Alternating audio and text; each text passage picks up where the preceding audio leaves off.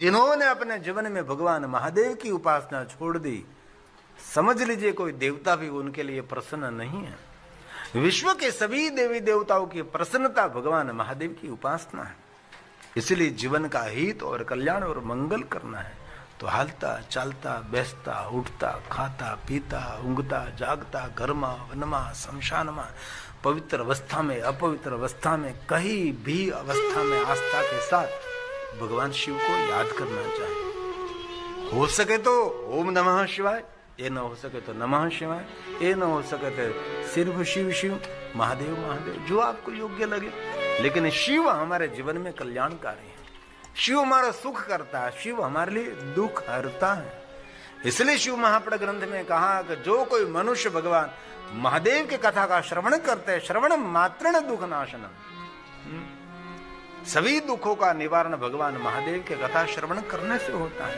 और विशेष प्रकार से लिंगोत्पत्ति श्रुता शुभा श्रुत्वा यस्या प्रभाव ने दुख नाशो भवेद, जीवन के सभी दुखों में से मुक्त करने वाले भगवान की कथा है। और कभी हो सके तो लिंगाष्टक का पाठ करें,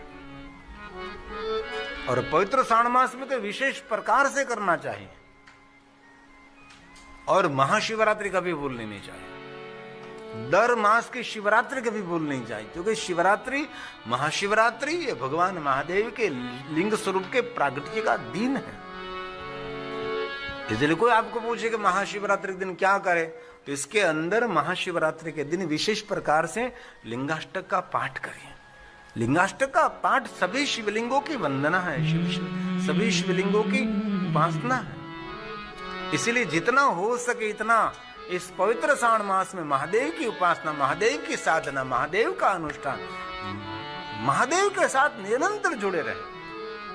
और मैं गौरव के साथ कहता हूं, विश्व के सभी देवी देवताओं की उपासना का फल शिव उपासना से मिलता है। जिन्होंने विश्व के सभी देवी देवताओं की उपासना की लेकिन शिव जी को छोड़ दिया, उनको कुछ भी नहीं, क्योंकि शिव सभी देवताओं के इष्ट हैं, शिव सभी देवताओं के आराध्य देव हैं। इसलिए पवित्र श्रावण मास में नित्य लिंगाष्टक का पाठ करें, शिवरात्रि के दिन लिंगाष्टक का पाठ करें, त्रयोदशी के दिन लिंगाष्टक का पाठ करें, महाशिवरात्रि के दिन तो कभी भूलना ही नहीं चाहिए। लिंगाष्टक क्या है? सभी शिवलिंगों की वंदना है। और कभी आपको कोई प्रश्न करें कि ये शिवलिंग की पूजा पहले किसने की, सीधा जवाब उनका लिंगाष्टक है। प्रथम पूजा भगवान महादेव की किसने की होगी? ये लिंग स्वरूप की पूजा, तो उसके अंदर प्रथम पंक्ति में कह दिया ब्रह्मा मुरारी सुरार्चित लिंगम। ब्रह्मा और मुरारी ने साथ में मिलकर भगवान महादेव के लिंग स्वरूप का अर्चन किया। और प्रश्न हो रहा है कि ब्रह्मा और विष्णु ने भगवान महादेव के लिंग स्वरूप का अर्चन कैसे किया होगा? जल से किया होगा, गंगा जल से किया होगा, पंचामृत से किया होगा, रंग बेरंगी पुष्पों से किया होगा, बेलोपत्रों से पूजन किया होगा। महादेव का पूजन कैसे किया होगा? तो उसका जवाब दे दिया। कैसे पूजा की? निर्मल वासित शोभित लिंगम। निर्मल भाव प्रकट करके भगवान महादेव का अर्चन पूजन किया। प्रतिदिन अपने व्यवहार में प्रामाणिकता, वो भी ईश्वर की उपासना है। जो अपने व्यवहार में जो प्रामाणिकता नहीं रखते हैं वो शिव का द्रोही है, शिव का विरोधी है। बहुत लोगों के कामकाज में प्रामाणिकता नहीं होती। किसी के साथ आप काम करते हैं, किसी की फैक्ट्री में, किसी की दुकान में, किसी के नीचे काम करते हैं, इसमें आपकी प्रामाणिकता भरपूर होनी चाहिए। जो प्रामाणिकता से काम करेंगे वो भय मुक्त रहता है, उनको कोई भय नहीं लगता। जिनके हृदय में, जीवन में, व्यवहार में प्रामाणिकता नहीं है, वो व्यक्ति भयभीत रहता है। उसके हृदय के अंदर उच्चाटन रहते, कहीं ना कहीं खलबली रहती है, वो बेचैनी रहती हैं, उसको शांति नहीं लेने देता। आपने सुबह में आंख खोल के किसी के लिए कल्याण का भाव कर दिया, समझो आपने शिव जी का रुद्राभिषेक कर लिया। यही शिव उपासना है।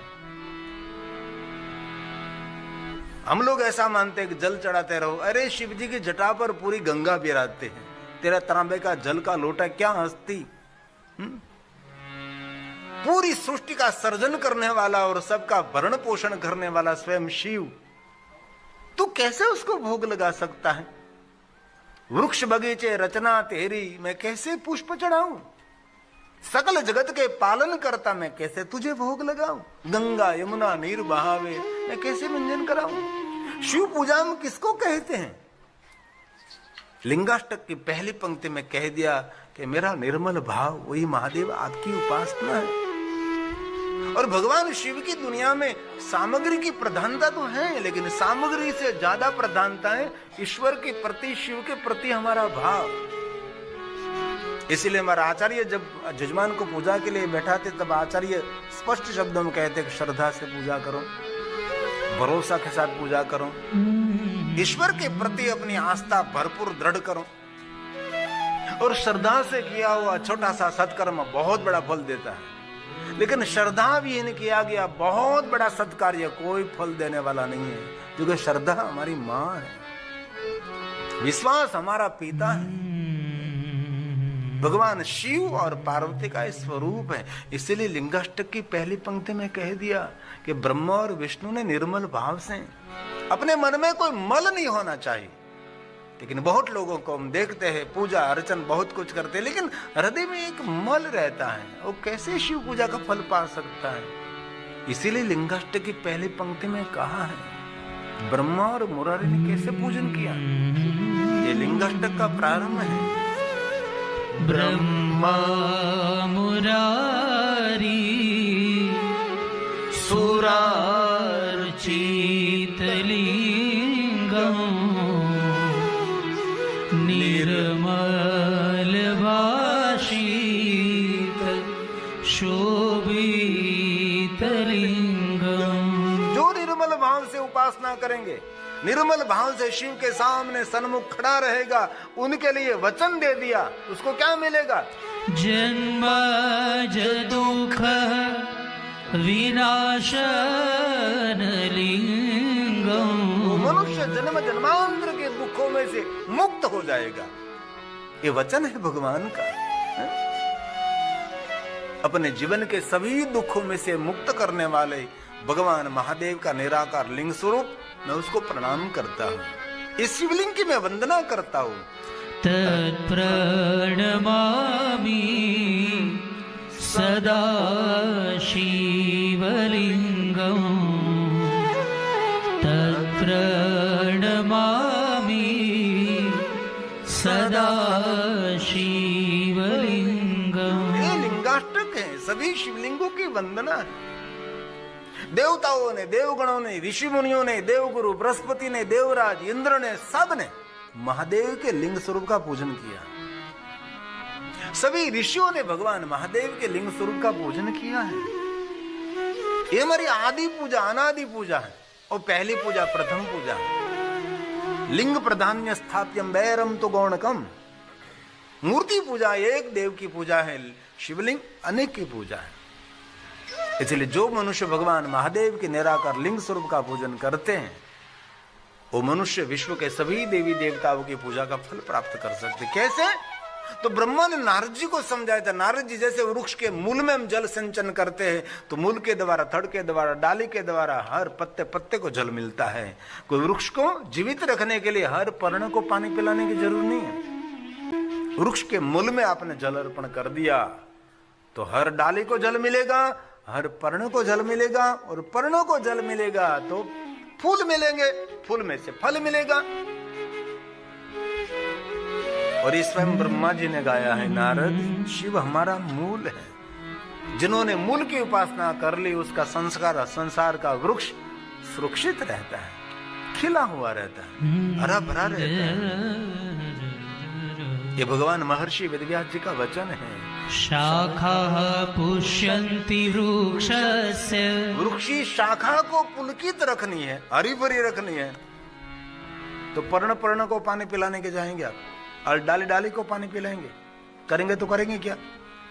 इसलिए कहा शाखा पुष्यन्ति वृक्षस्य वृक्षमूलस्य सेचना। वृक्ष के मूल में जल का सिंचन कर दो तो पूरे वृक्ष को जल मिलता है।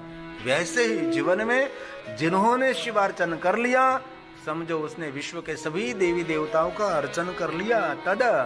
तदवदस्य वपुर्विश्व पुष्यन्ते च शिवार्चना। पुष्यन्ते च शिवार्चना। जिन्होंने शिवार्चन कर लिया, समझो उसने सभी विश्व के देवी देवता ग्रह नक्षत्र सबका पूजन कर लिया। अरे हो सके तो आपके घर में भगवान की पूजा धरती पर रखिए, और महादेव की पूजा तो धरती पर रखनी ही चाहिए। गुजराती में कहो तो घरना घर में मंदिर लटकता हो અને ઘરના સભ્યો લટકતા હોય। મંદિરો દિવાલો પર લટકાવાતા નથી, મંદિર નીચે હોય, જેથી કરીને તેની સામે બેસીને આપણે એકદમ ધ્યાનપૂર્વક ભગવાનનું પૂજન કરી શકીએ। ભગવાનને મંદિરમાંથી બહાર કાઢીએ, ભગવાનને સુંદર પાત્રમાં રાખીએ, એક એક ભગવાનને સુંદર સ્નાન કરાવીએ, કપડેથી તેને લૂછી નાખીએ, સુંદર ભગવાનને ચંદન કરીએ। ચંદન કર્યા પછી ભગવાનને વસ્ત્ર પરિધાન કરીને ભગવાનને પોતાના સ્થાન ઉપર સ્થાપિત કરીએ। આ રીતે પૂજાનો નિયમ છે। કોઈ દિવસ ભૂલથી પણ દાદર નીચે ભગવાનને મંદિર ન રાખવું। દાદર નીચે ઘણા લોકો દાદર નીચે મંદિર હોય, ઉપર પગ દઈને ઉપર જાય। દાદર નીચે ધર્મ ગ્રંથોનું પણ સ્થાન ન રાખવું। આમ તો જે દાદર પડતો હોય ને તેની નીચે કોઈ ખાદ્ય પદાર્થ પણ ન રખાય। આવા ઘણા બધા નિયમો છે, પણ દરેક નિયમોનું અનુસરણ આપણે કરી શકીએ ન કરી શકીએ, પણ મંદિરને લટકાવવા નહીં। મંદિરને સુંદર ભગવાનને બહાર લઈએ, પાત્રમાં મૂકીએ, ભગવાનને સુંદર સ્નાન કરાવીએ, ભગવાનની સુંદર વ્યવસ્થિત પૂજા કરીએ આપણે, અને શ્રદ્ધા સાથે ભગવાનનું પૂજન કરીએ આપણે। અને જે કોઈ મનુષ્ય ભગવાન મહાદેવનું પૂજન કરે છે, વિશ્વના દરેક દેવી દેવતાની પૂજાનું ફલ પ્રાપ્ત કરી શકે છે। महर्षि भगवान वेदव्यास जी तो वहां तक कहा, तो मेरी सनातन की परंपरा में पंचायत पूजा की प्रधानता है, लेकिन 5 देवताओं की पूजा न कर सके लेकिन एक शिव की पूजा करें तो उनको पंचायत पूजा का फल मिलता है। हमारे सनातन में 5 देवताओं की प्रधानता है, एक घर के 3 और बाकी के 2। घर के 3 कौन? भगवान शिव, माँ पार्वती, भगवान गणेश जी, भगवान विष्णु जी, प्रत्यक्ष देवता सूर्य नारायण। रोज उसको प्रणाम करना चाहिए। सूर्य को प्रणाम करने से आयु की, कीर्ति के, ज्ञान की वृद्धि रहती है। सूर्य नारायण को अर्घ दे तो बहुत भाग्यवान है, लेकिन सूर्य नारायण को जल अर्घ्य न अर्पण कर सके तो कम से कम सूर्य नारायण को प्रणाम करे। हमारी सनातनी परंपरा है। आजकल दुनिया में सनातनी परंपरा को लोग सीख रहे हैं कि क्या है ऋषि मुनियों की सनातन ग्रंथों में। हम सुबह में उठते तो विश्व के सभी देवी देवताओं को प्रणाम करते, क्षमा याचना करते हैं, भगवान को प्रार्थना को आभार व्यक्त करते हुए हम धरती पर पैर रखते तो माता पृथ्वी को प्रणाम करते हैं। पृथ्वी को प्रणाम करने से हम आकाश को देखते तो आकाश को प्रणाम करते हैं। आकाश में टमटमाट रहेला सुंदर तारे, उसको प्रणाम करते हैं। विश्व की सृष्टि को, विश्वनाथ को याद करके हम प्रणाम करते हैं। सूर्य नारायण को प्रणाम करते हैं, चंद्र को प्रणाम करते हैं, क्योंकि हमारी सनातनी परंपरा में जो हम आंखों के द्वारा देखते हैं सब ईश्वर का रूप, ईश्वर का स्वरूप देखते हैं। इसलिए पंचायत पूजा आप न कर सके तो एक शिव की पूजा करने से पंचायत पूजा भी हो जाती है, ऐसा भगवान ने कहा है। एकस्य ते अर्चना देव पंचायतन पूजनम् जायते अन्य सुरे चैव संभवे नहीं सर्वथा। ऐसा कोई देव मेरे पास नहीं कि एक की पूजा करो और 5 देवताओं की पूजा हो जाए। कोई देवता ऐसा नहीं, एक शिव है जिनकी एक की पूजा करने से पंचायत पूजा पूर्ण होती है। संभवे नहीं सर्वथा, संभवे नहीं सर्वथा। इसलिए प्रातःकाल आंख खोल गई, भगवान शिव जी को हृदय से याद करे, क्योंकि प्रातःकाल शिव जी को याद करना विधि कर्म हमारा कर्तव्य है। जो प्रातःकाल भगवान शिव जी का स्मरण नहीं करता, याद नहीं करता, वो प्रकृति का ऋणी रहता है। प्रकृति मतलब जीवन जीने के लिए सभी वृक्ष हमको प्राण देते हैं, माता पृथ्वी धारण करती है, आकाश अनुग्रह करता है, जल तृप्त करता है, अन्न जीवन प्रदान करता है। इसीलिए इस प्रकृति के ऋण में से मुक्त होने के लिए प्रातःकाल आंख खुल गई, भगवान शिव का स्मरण करना चाहिए। विधि कर्म प्रातः विधि कर्म ज्ञेय। और मध्याह्न जब शिव जी को याद करते काम कम, मध्याह्न महादेव को याद करने से कामना की पूर्ति रहती है। और सायान है शांति कम, जब सूर्य अस्त हो रहा है आप शिव जी को याद कर रहे हैं तो भगवान शिव जी शांति प्रदान करते हैं। और तीनों समय के भगवान शिव जी के रूप स्वरूप दर्शन अलग हैं। अब प्रातःकाल जब शिव जी को याद करते भगवान शिव गौरव वर्ण है, कल्याणकारी है, श्वेत है, दूध की धारा जैसे भगवान शिव है। प्रातःकाल गौरव वर्ण शिव स्वरूप है। और मध्याह्न में भगवान शिव जी को याद करते भगवान हमारे रक्षक हैं, रुद्र स्वरूप है, रक्त वर्ण है, जो कि रक्षक हैं। और संध्या समय जब शिव जी को याद करते तो शंकर स्वरूप हैं और श्याम स्वरूप है और शांत स्वरूप, और सबको शांति प्रदान करते हैं। शम करो तो हूँ शंकर, शंकर भी भगवान शांति देता है। अपने पूछो कि तीनों समय आप आदर के साथ भगवान को याद करते हैं? बहुत कम व्यक्ति होता जो तीनों समय जागरूक रहता है। इसलिए भगवान महादेव का हर पल स्मरण करना चाहिए। और हम क्या कर सके कलयुग में? कलयुग में कुछ नहीं हो सकता। जो करते हैं इसमें कुछ न कुछ गलती रहती है, कुछ न कुछ कमी रहती है। तो कलयुग के अंदर कमी पूर्ण करने के लिए निरंतर ईश्वर का स्मरण करना चाहिए। और एक बात ठोस याद रख लीजिए, दिवस रात्रि निरंतर हर पल भगवान महादेव का पूजन करते रहिए, लेकिन जीवन को उत्साही बनाने के लिए, जीवन को आदरणीय बनाने के लिए हर मनुष्य को अपने जीवन शैली को बदलना चाहिए।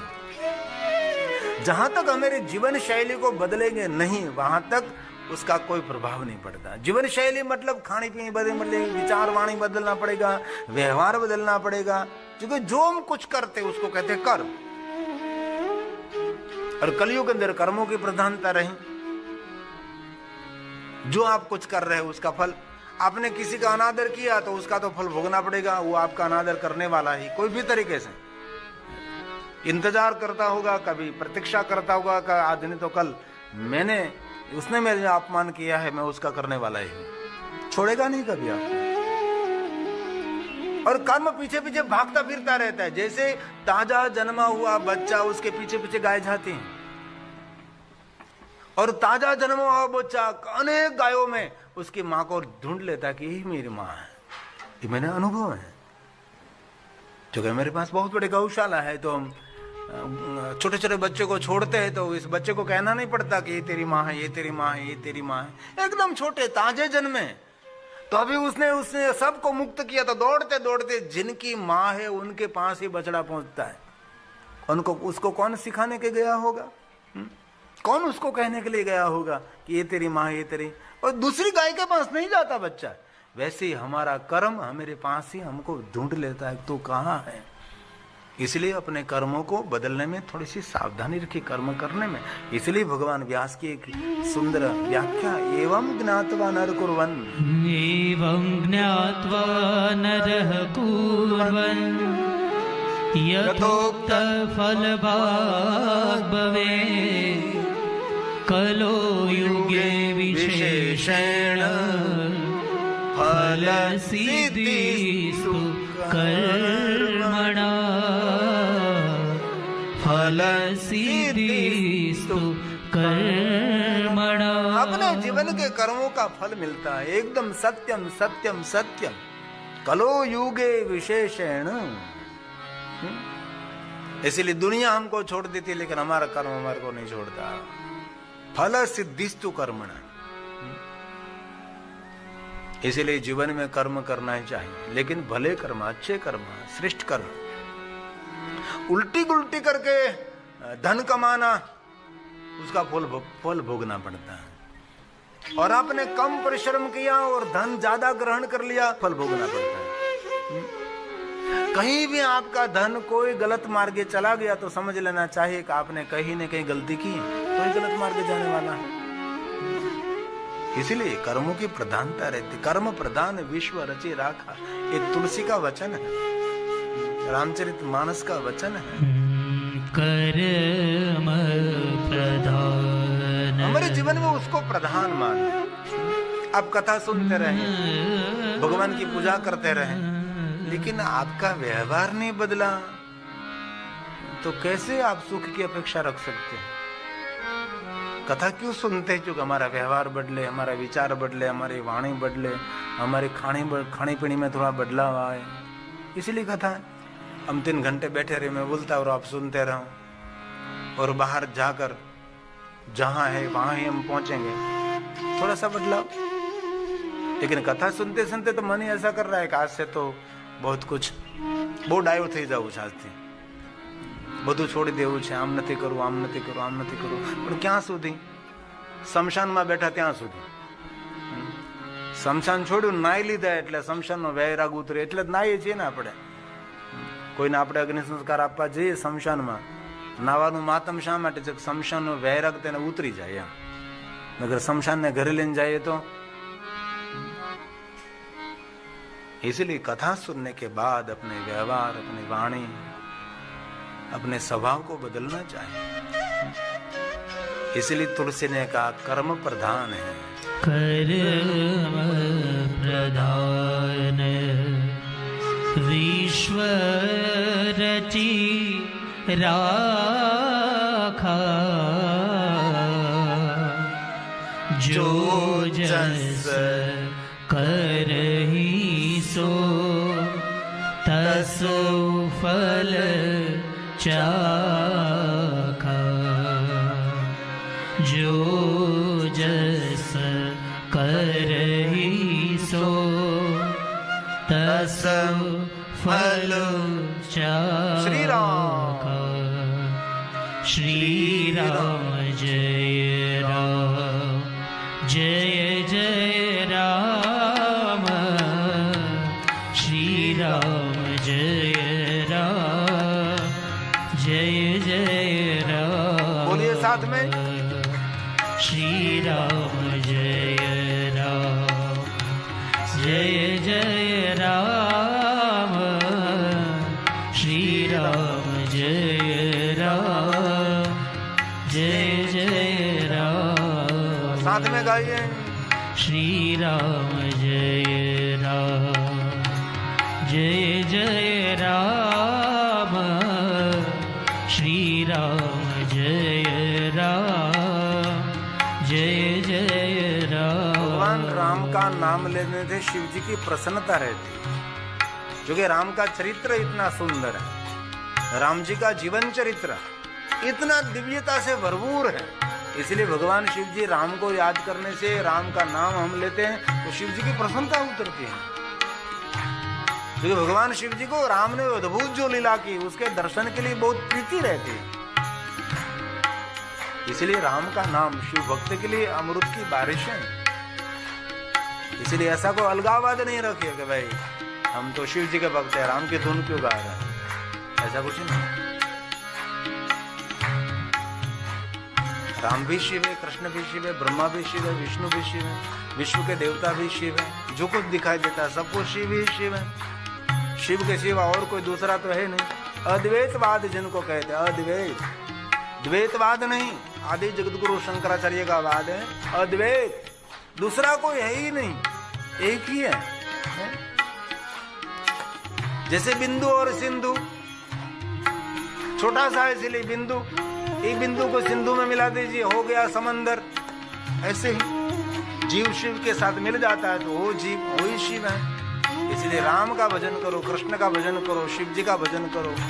भजन पाप का भार उतारते हैं, भजन भव पार कर देता है। इसलिए भजन, इसलिए नाम श्रवण, इसलिए भाव से और आदर के साथ। श्री राम जय राम, जय जय राम, श्री राम जय राम, जय जय राम,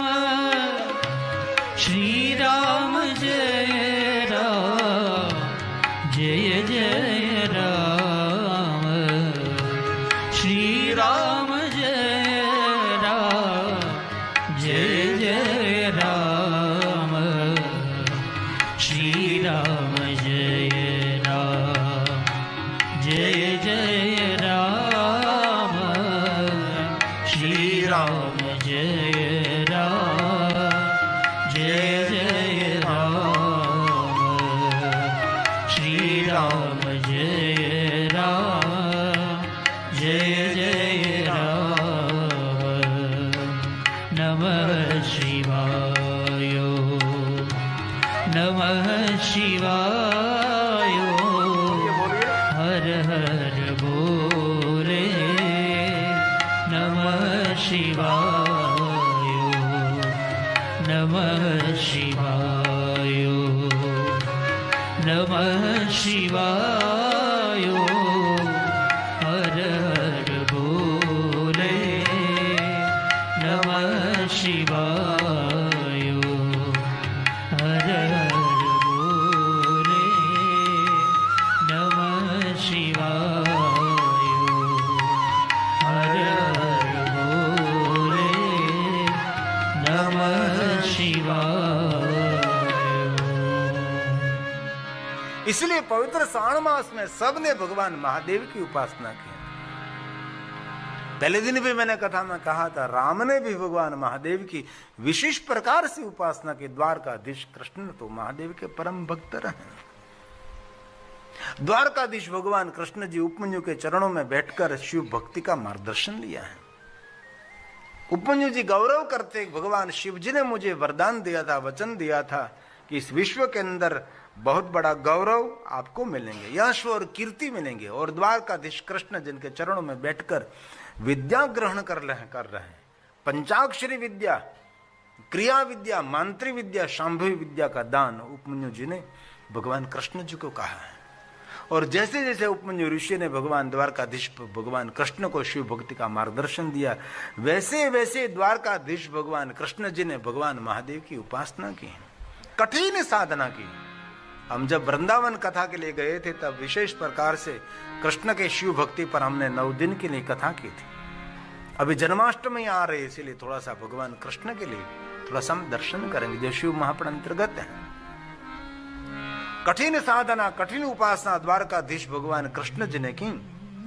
और साधना और उपासना और तपस्या के फलस्वरूप स्वयं भगवान शिव द्वारकाधीश कृष्ण के सामने प्रकट हुए थे। तब स्वयं महादेव जी ने कहा था कि हे कृष्ण, मैं बहुत प्रसन्न हूं आपके ताप और आपकी साधना के माध्यम से, और आपको मेरे चरणों में जो प्रेम है और मुझ में जो दृढ़ भक्ति है, इस भक्ति से मैं प्रसन्न हूं। और स्वयं शिव जी ने कहा कि दुर्लभ वरदान कुछ मांगिए, अभी तक किसी ने मेरे पास से जो कुछ मांगा नहीं है, ऐसा कुछ दुर्लभ वरदान आप मेरे पास से मांगिए, क्योंकि आप विश्व के कल्याण करता है, आप जगत के शुभ करने वाले हैं। और मुझे भूत भविष्य वर्तमान सब कुछ पता है। और शिव जी सभी कालों के अधिष्ठाता है। भूतकाल भी भगवान शिव, वर्तमान भी भगवान शिव और भविष्य भी भगवान शिव है। ये श्लोक स्वयं महादेव ने गाया है और भगवान श्री कृष्ण का सुंदर संबोधन किया है और कहा है, तीनों लोकों में किसी ने अभी तक मेरे पास जो कुछ नहीं मांगा, ऐसा कुछ दुर्लभ वरदान मेरे पास से आप मांगिए। हे कृष्ण, भगवान शिव ने कहा, हे कृष्ण, जाना मैं जानता हूं आप मेरे परम भक्त हैं। कृष्ण जानामि भक्तं त्वां मयि नित्यं दृढव्रतं। मुझे पता है आप मेरे परम भक्त हैं, आपकी भक्ति मेरे चरणों में है। इसलिए हे कृष्ण, आपको श्रेष्ठ वरदान मांगे। वृणीष्व त्वं वरान् मतः। मेरे पास वरदान मांगे। कैसा वरदान? पुण्यां स्त्रीलोक्य दुर्लभा। पुण्यां स्त्रीलोक्य दुर्लभा। अभी तक त्रिलोक में किसी ने वरदान नहीं मांगा, ऐसा मेरे पास से कुछ वरदान मांगे। तब द्वारकाधीश भगवान कृष्ण ने कहा कि भगवान, पहला वरदान मुझे एक प्रदान करिए कि मेरी बुद्धि आपके चरणों में रहे, मेरी बुद्धि कहीं विचलित न हो जाए, ऐसा मुझे प्रथम वरदान दीजिए, मैं धर्म का आचरण करूं, मेरी सुस्थिर भक्ति आपके शरणों में रहे, सुस्थिर भक्ति और सुस्थिर यश मेरे जीवन में रहे, और मैं सबका हित करूं, सबका कल्याण करूं, और आपके प्रति मेरी भक्ति स्थिर रहे। भगवान महादेव जी मुझे ऐसा वरदान प्रदान कर दिए कि मैं बस आपके प्रति श्रद्धा रखूं, मेरी बुद्धि आप में रहे। तब धर्म मतीर, मेरी मति मेरी बुद्धि महादेव आप में रहे। कृष्ण जी ने और कुछ नहीं मांगा, मेरी बुद्धि भगवान शिव जी आपके चरणों में रहे। ये महर्षि भगवान वेद व्यास जी की सुंदर रचना है। ये भगवान के आगे क्या मांगना चाहिए, शिव के आगे हमने क्या मांगा। कृष्ण जी ने कहा कि भगवान और कुछ नहीं, बस सुस्थिर मेरी भक्ति रहे और मेरी बुद्धि आपके चरणों में रहे। तव धर्म मतिर्नित्यं यशस्सा प्रचलं महत् त्वं स्वामीप्यं स्थिरा भक्ति त्वया नित्यं ममास्त्विति त्वया नित्यं ममास्त्विति। मेरी भक्ति कभी आपसे विचलित न हो, अविचल भक्ति मुझे प्रदान कर दीजिए। भगवान कृष्ण जी ने महादेव की उपासना की, महादेव की साधना की, महादेव की उपासना करने के बाद जो महादेव मिले, क्रमशः बहुत सारे वरदान मांगे। इसमें 8 वरदान की प्रधानता रही है। भगवान कृष्ण जी ने पहला वरदान मांगा, मेरी बुद्धि आपके चरणों में स्थिर रहे और स्थिर भक्ति मुझे चाहिए। और भगवान कृष्ण जी ने कहा कि मेरी जो प्रमुख स्त्रियां हैं, मेरी प्रमुख जो पत्नी है, उसको 10-10 पुत्र ऐसे चाहिए जो जगत के कल्याण करता हो, विश्व के कल्याण करता हो और महाबलवान होना चाहिए। ये भगवान कृष्ण जी ने महादेव को कहा है। और शत्रु मेरा कभी अपमान न कर सके, ऐसा मुझे सामर्थ्य भगवान द्वारकाधीश ने महादेव को कहा कि ऐसा मुझे सामर्थ्य चाहिए। और योगी पुरुषों के हृदय में मेरे प्रति आदर रहे। जितने योगी पुरुष महापुरुष हैं, ये सभी महापुरुषों का मेरे प्रति आदर रहे, ऐसा मेरा व्यवहार होना चाहिए भगवान, बस और कुछ नहीं। और एक और, मैं निरंतर आपके समीप रहूं, मुझे आपका सामीप्य चाहिए, मैं आपसे दूर न रहूं भगवान, बस आप मेरे पर एक कृपा करें। और सुस्थिर भक्ति रहे, स्थिर भक्ति रहे। पवित्र श्रावण मास में खूब भगवान की भक्ति की, और श्रावण मास पूरा हुआ तो क्या पैत्यू नहीं, ऐसी भक्ति नहीं, सुस्थिर भक्ति रहे। जो आज आपको हृदय में महादेव के प्रति भक्ति, महादेव के प्रति आदर हुआ है, वैसे रोज महादेव के प्रति हमारा आदर और भक्ति रहे, सुस्थिर भक्ति रहे। और भगवान कृष्ण जी ने कहा, महादेव सुस्थिर हमारा यश रहे, हमारा यश कभी खंडित नहीं होना चाहिए। ये जो भगवान मेरी कीर्ति फैल रही, मेरा यश फैल रहा है, इनमें कहीं भी दूर दूर तक कहीं मेरा यश, मेरी कीर्ति, इसमें कुछ विक्षेप ना पड़े।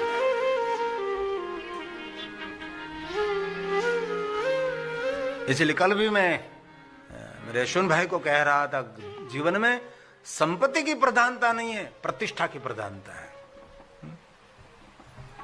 संपत्ति आती रहती है, जाती रहती है। संपत्ति एक जीवन की व्यवस्था है, लेकिन संपत्ति कहीं ना कहीं डिस्टर्ब हो गई तो होने दो, लेकिन प्रतिष्ठा कहीं कलंकित नहीं होनी चाहिए, प्रतिष्ठा कहीं डिस्टर्ब नहीं होती। क्योंकि सज्जन पुरुष प्रतिष्ठा को प्रेम करते, संपत्ति को प्रेम नहीं करते। समाज के अंदर जो इसकी कीर्ति फैली है, इस कीर्ति को आदर देते हैं, संपत्ति को आदर नहीं देते हैं।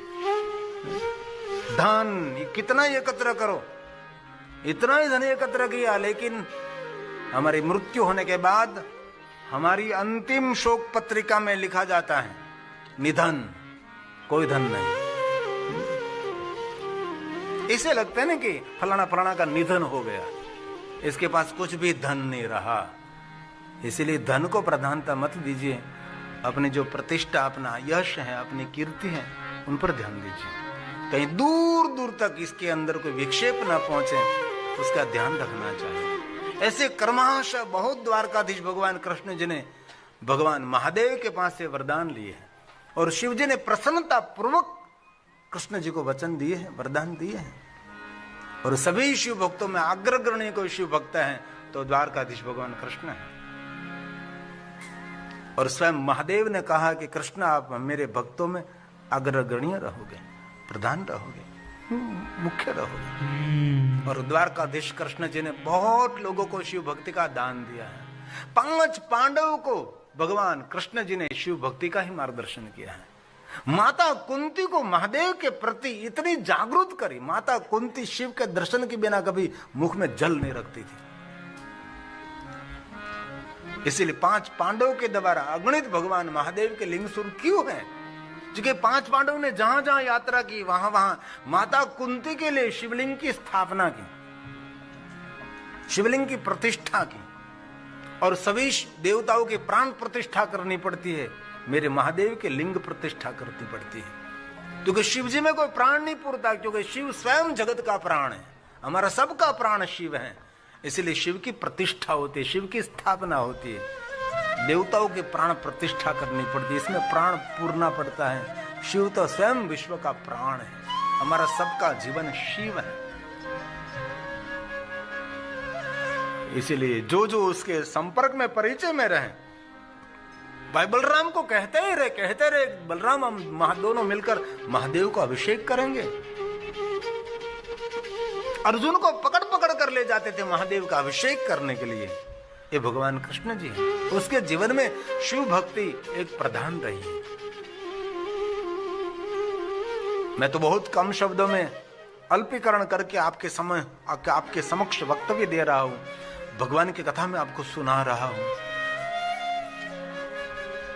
इसलिए जितने जितने कृष्ण भक्त हैं, कल परसों जन्माष्टमी के दिन जब भगवान द्वारकाधीश कृष्ण का प्रागट्य होता, सारी दुनिया आनंद मनाएगी, सारी दुनिया नंद उत्सव का आनंद मनाएगी, कृष्ण जन्म का आनंद मनाएगी, लेकिन मेरा महादेव परम आनंद मनाएगा।